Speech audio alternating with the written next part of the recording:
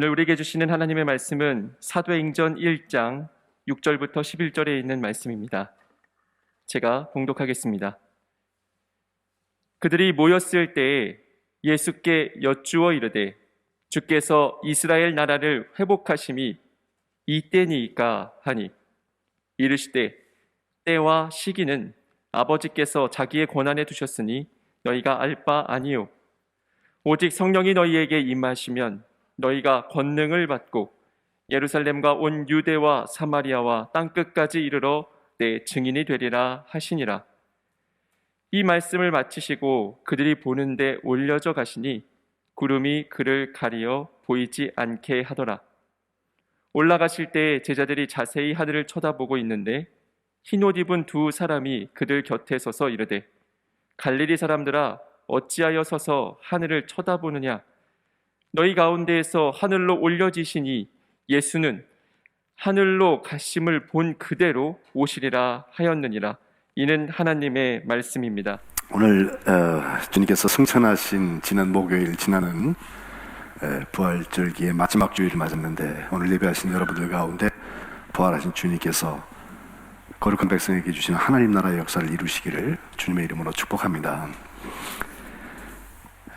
주님은 부활 후에 40일 동안을 세상에 계시면서 몇 가지를 하셨는데 오늘 본문 앞에 3절에 보면요 40일 동안 그들에게 보이셨다, 제자들에게 나타나셨다라고 하는 말씀이 나옵니다.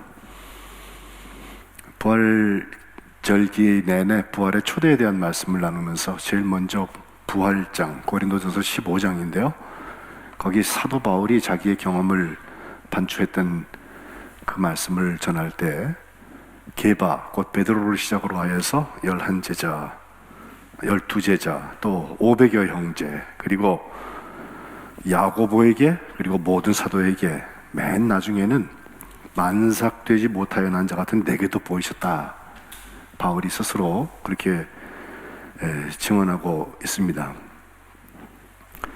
주님은 그 제자들에게 자신을 40일 동안 보이시면서 여러 가지 사건으로 하나님 나라의 일을 말씀하셨다. 1장 3절 하반절에 말씀하고 있는데요. 그 하나님 나라의 일이 무엇이었을까요? 거룩한 백성을 부활에 초청하신 것은 분명한데 그것을 이 땅에서 우리가 체험할 수 있는 복된 역사는 역시 성령을 받는 일에 있습니다. 하나님의 영, 하나님 나라의 일을 우리에게 말씀하실 때 그것을 체험하고 누리고 나누려면 하나님의 영이 우리에게 임하실 때 이 일이 가능합니다.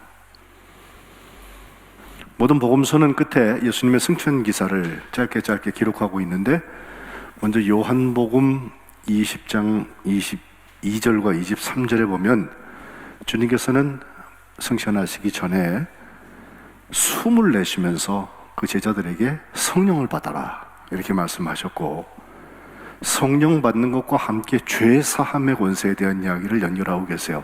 너희가 누구의 죄든지 사하면 사하여지고 누구의 죄든지 그대로 두면 그대로 있으리라. 주님 그렇게 권세 있는 말씀을 우리에게 주고 계십니다. 이 역시 하나님 나라의 일에 대한 이야기입니다. 그리고 사도행전 1장 4절에 보면 두 가지 분부의 말씀을 하고 계신데 그 성령을 받기 위하여서 먼저는 머물러라 그리고 기다려라 이렇게 되어 있습니다. 예루살렘에 머무르고 아버지께서 약속하신 그 선물 곧 성령을 기다리라 이렇게 말씀하고 있습니다. 사도행전은 누가가 기록했기에 누가복음에 연결해서 읽으면 좋은데 누가복음 24장 49절에도 주님께서 볼지어다 내가 내 아버지께서 약속하신 것을 너에게 보낼 것이다. 너희는 위로부터 능력이 입혀질 때까지 이 성에 머물러라 이렇게 말씀하십니다. 머무를 때가 있고 파송받을 때가 있습니다. 모이는 교회와 흩어지는 교회의 이야기입니다. 머무르면서 할 일은 말씀드린 대로 성령으로 세례를 받을 때까지 곧 약속한 것을 우리에게 주님께서 주시는 것을 체험하는 그 자리까지 함께 거기서 기다리는 것입니다. 성령 세례라는 말을 통해서 우리의 세례가 두 가지가 있나 이렇게 생각하는 분들 계신데, 굳이 나누자면 두 가지지만 우리가 세례 예식 받는 그 세례 자리에 성령께서 임재하시면 그게 성령 세례고요. 그러나 세례 예식만 참석했다고 해서, 세례 예식에 내가 세례 수세자가 됐다고 해서 성령 세례가 반드시 우리에게 임해지는 건 아닙니다.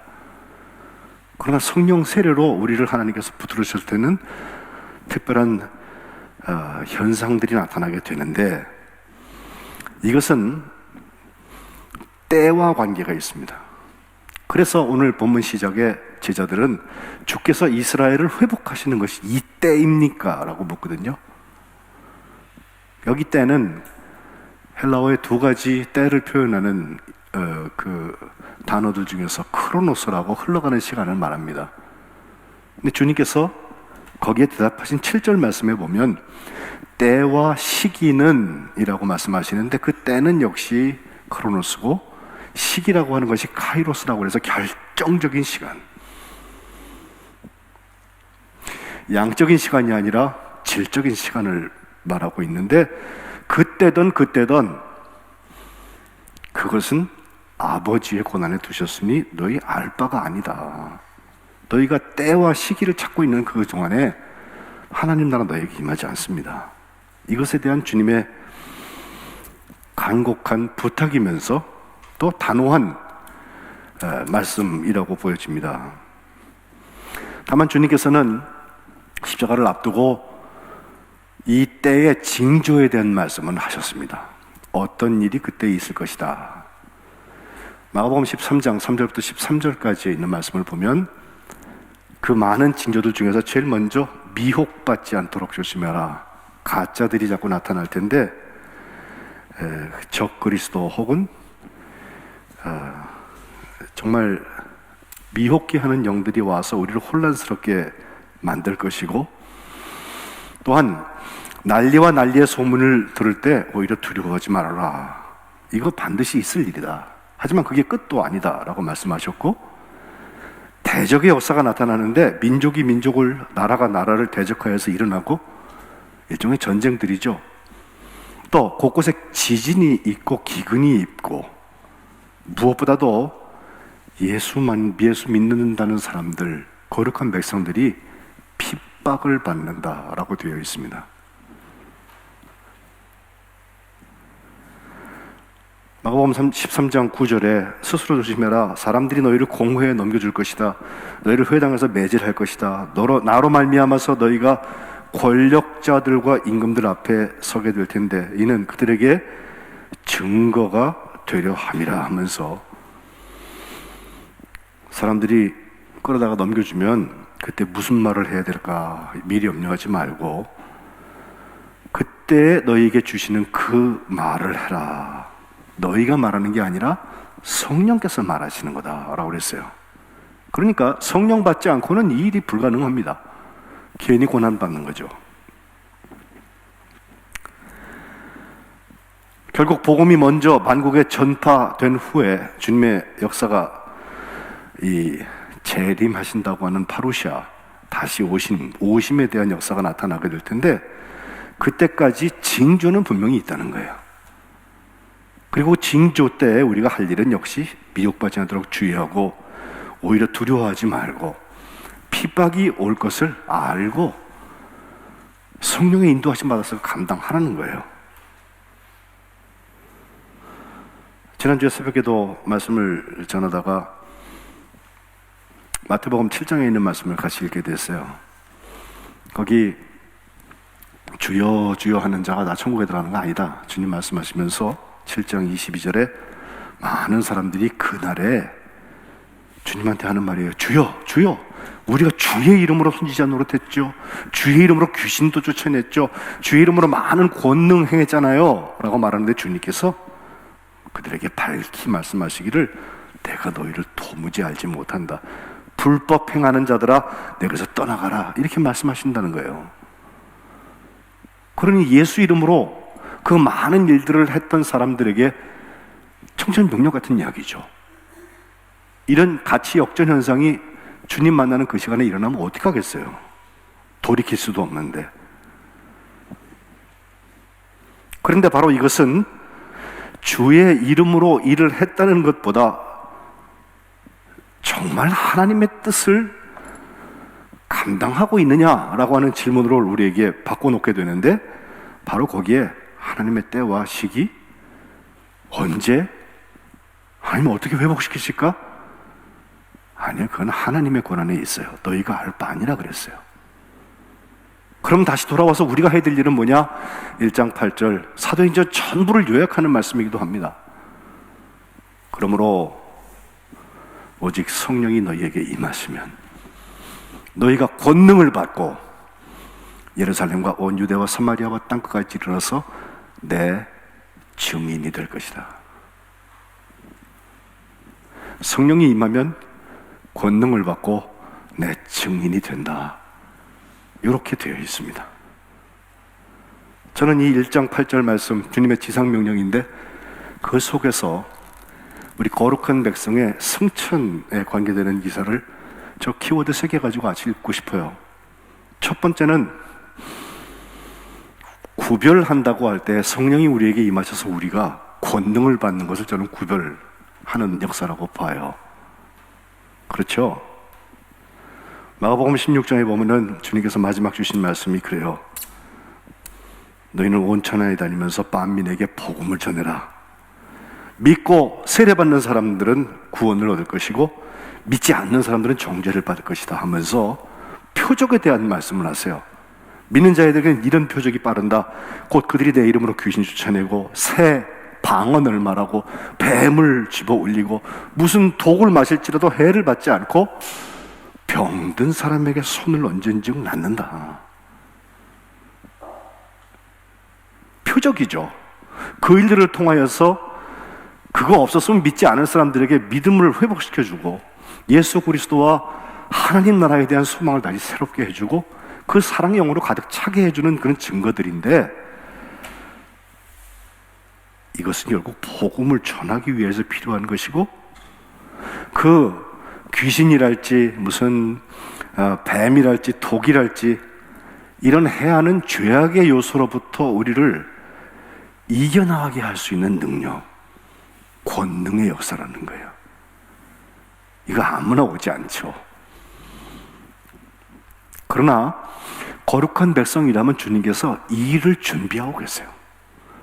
언제라도 성령이 너에게 임하시면 너희가 권능을 받고 권능으로 구분되어서, 이전에는 맨날 죄한테 지고 그 다음에 다시 돌아와서 회개하고 지고 회개하고 이것을 반복하던 사람이 어느 날부터 아니요, 주님 기뻐하시지 않는 거니까 나는 안 갑니다, 안 합니다. 그리고 주님과 함께 거룩한 영에 사로잡혀서 성민을 살아가는 거예요. 저는 이제 돌아오는 주일에 우리가 성령 강림주일을 함께 또 지내면서 교회의 탄생의 역사를 다시 한번 볼 텐데, 이 부활의 기간을 다 지내기 전에 주님께서 숨을 쉬시면서 성령을 받아라 말씀하셨던 말씀 기억하면서 우리가 다시 한번 권능으로 구별되는 역사가 있으시기를 주님의 이름으로 축복합니다. 두 번째 선택의 이야기는 증인되는 거예요. 여러분, 뭐에 선택되어 있으십니까?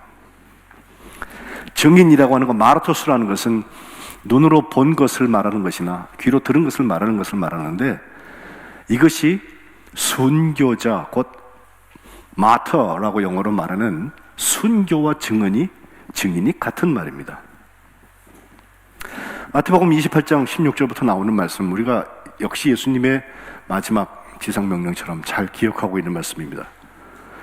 하늘과 땅의 모든 권세를 내게 주셨다. 그러므로 너희는 가서 모든 족속으로 제자를 삼아라. 아버지와 아들과 성령의 이름으로 세례를 주어라. 그리고 내가 너희에게 분부한 모든 것을 가르쳐서 지키게 해라. 이 세 가지를 위해 주님께서 아예 확언해 주시기를, 볼지어다 내가 세상 끝날까지 너희와 항상 함께 있겠다라고 약속해 주세요. 그 세상 끝날이 때입니다. 기한입니다. 그런데 그때까지 우리가 해야 될 일은 복음 들고 나아가서 민족으로 제자 삼고 세례주고 가르쳐 지키게 하는 일, 이것이 증인되는 것입니다. 제가 약 40년 전에 소렌 키에르케고르라는 철학자면서 신학자의 글을 이제 학교 다니면서 읽게 되었는데, 그 이야기가 평생 가는 이야기예요. 그는 일기에서 1847년 11월 20일 일기로 기록이 되어 있는데 이렇게 말합니다. 이 시대가 필요로 하는 것은 천재가 아닙니다. 천재들은 충분히 있어 왔습니다. 오히려 순교자가 필요합니다. 순교자는 누굽니까? 사람들이 그것을 따라가도록 가르치기 위하여서 그 자신이 따라가다가 죽는 사람입니다. 순교자입니다. 그리고 그 일기 마지막에 나는 하나님께서 나를 어떻게 도우셨는지 잊지 않습니다. 결국 내 마지막 소원은 모든 영광을 하나님께 돌려드리는 것입니다 라고 기록하고 있어요. 그는 42살밖에 살지 못했어요. 그러나 기독교 역사를 정말 한번 흔들어 놓는 역사, 실존 철학자로서 그런 귀한 옥고들을 썼어요.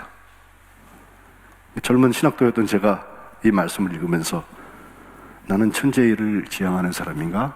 나는 증인, 순교자를 지향하는 사람인가? 스스로 기도하고 지금까지 오고 있습니다.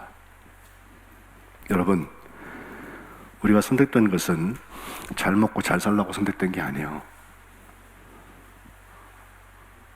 땅끝까지 이르러서 내 증인이 되라. 우리가 선교사처럼 그 나라 그곳에 가서 그 현장을 꼭 품어야 된다, 그 얘기는 안 해요. 그러나 그 사역 같이 할 수 있어요, 우리가. 특별히 코로나처럼 이렇게 힘든 시간이 오니까 선교사들마저도 거기서 들어오기도 쉽지 않고 다시 가긴 더 힘들어요. 그래가지고 중간에서 어정쩡하게 사역지를 품지 못하는 선교사들도 있고, 가 있는 동안에 어려운 환경에서 어려운 사람들과 같이 있다 보니 쉽게 전파되고 전염되고, 그 전염된 병에 의하여서 제때 좋은 조치를 받지 못하고 하나님의 부르심을 받는 선교사들이 나와요. 저보다 저 밑에 후배들이 지금 그렇게 소천 부고를 올리고 있습니다. 예루살렘과 온 유대와 사마리아 땅끝까지 이르러서 내 증인되라. 결코 만만한 일이 아니에요.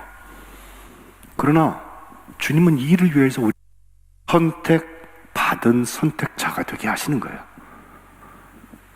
우리 거룩한 백성들의 주님 만날 때까지 사명이 있다면 바로 있습니다. 저는 목회하면서 그래도 제일 기쁜 때가 언제냐? 그 선교사들을 섬길 때예요.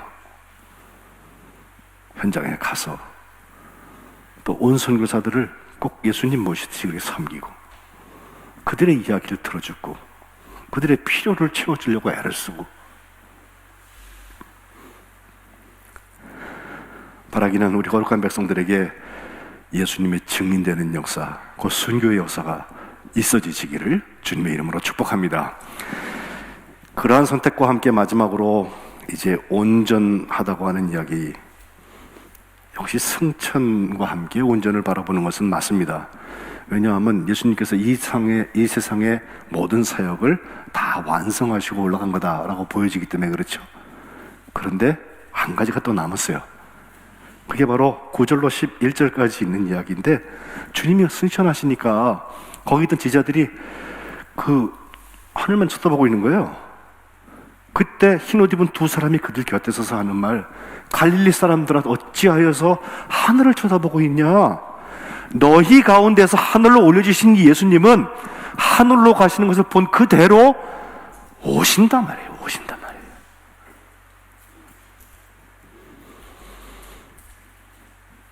여기에 비밀이 있습니다. 우리는 그게 끝이라고 생각을 해요. 그게 온전의 끝이라고 생각해요. 다 완성됐구나라고 생각해요. 아니에요.